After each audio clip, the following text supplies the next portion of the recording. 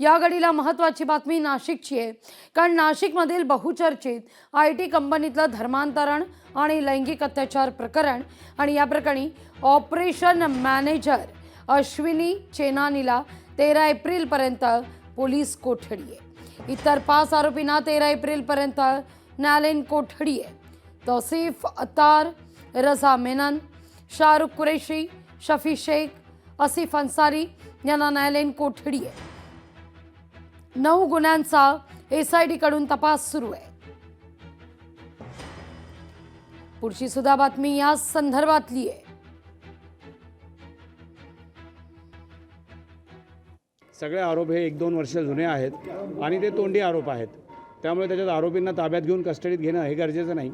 त्यांचा एक मुद्दा होता की आरोपी तपासात सहकार्य करत नाही, त्याच्यावर आमचं म्हणणं होतं की सुप्रीम कोर्टाने पण सांगितलेलं आहे की तपासात सहकार्य करणं म्हणजे काही आरोपींनी गुन्हा कबूल करणे नाही। त्यामुळे मला असं वाटतं की आज मेहरबान न्यायालय दोघांचा युक्तिवाद ऐकून योग्य तो हुकूम करेल। अजून हुकूम झालेला नाही आणि मागचे जे काही न्यायालयीन कोठडीचे हुकूम झालेले आहेत त्याच्यामध्ये आम्ही लवकरच जामिनाचे अर्ज दाखल करतो। या सगळ्याविषयी अधिक माहिती घेण्याकरता थेट जाऊया नाशिकला आपले प्रतिनिधी महेश महाले यांच्याकडे। महेश, गेले अनेक दिवस खरं तर नाशिक फार चर्चेत आहे। आता तर धर्मांतरणाच्या मुद्द्यावर नाशिक गाजताना दिसत असताना 13 एप्रिलपर्यंत काहींना कोठडी सुनावण्यात आली आहे। 5 आरोपींना 13 एप्रिलपर्यंत ही कोठडी सुनावण्यात आलेली आहे। तर 9 गुन्ह्यांचा SIT कडून तपास सुरू झालेला आहे।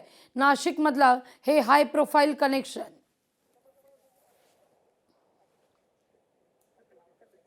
महेश, लागू अगदी खरं, आपण जर बघितलं असेल तर नाशिकमधलं IT पार्क मधलं हे बहुचर्चित लैंगिक अत्याचार आणि धर्मांतरांचं जे प्रकरण होतं ते समोर आलेलं होतं। यामध्ये नाशिक पोलिसांनी SIT देखील स्थापन केलेली आहे आणि 9 गुन्हे जे आहेत ते दाखल करण्यात आलेले। विशेष म्हणजे यामध्ये या पीडित महिलांनी त्या HR ला तक्रार देखील केलेली होती, मात्र त्यांनी देखील याची दखल घेतली नव्हती, म्हणून त्यांच्यावर देखील गुन्हा दाखल करण्यात आलेला होता। आज त्या HR ला खरं तर चेनानीला जे आहे ते नाशिक पोलिसांनी न्यायालयामध्ये हजर केलेलं आहे। तिला 13 एप्रिलपर्यंत पोलीस कोठडी सुनावण्यात आलेली आहे। तर ज्या प्रकरण ज्या पीडितांवर लैंगिक अत्याचार केला आणि धर्मांतर करण्यासाठी धार्मिक भावना दुखावणे हा सगळा जो दबाव आणला, अशा 5 आरोपींना जे आहे ती न्यायालयीन कोठडी झालेली आहे। मात्र ही न्यायालयीन कोठडी जरी त्यांना देण्यात आलेली असली तरी एकूण 9 गुन्हे दाखल आहेत। त्यामुळे दुसऱ्या गुन्ह्यामध्ये पुन्हा एकदा या संशयितांना 5 आरोपींना जे आहे ते पुन्हा पोलीस ताब्यात घेऊ शकतात आणि पुन्हा एकदा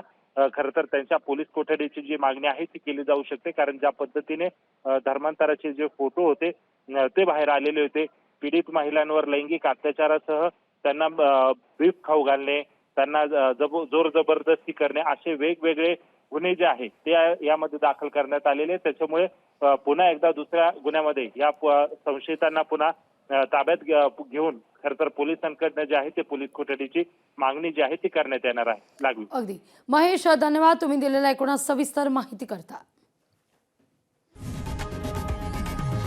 लोकशाही मराठी ऐका, पहा, जागरूक रहा।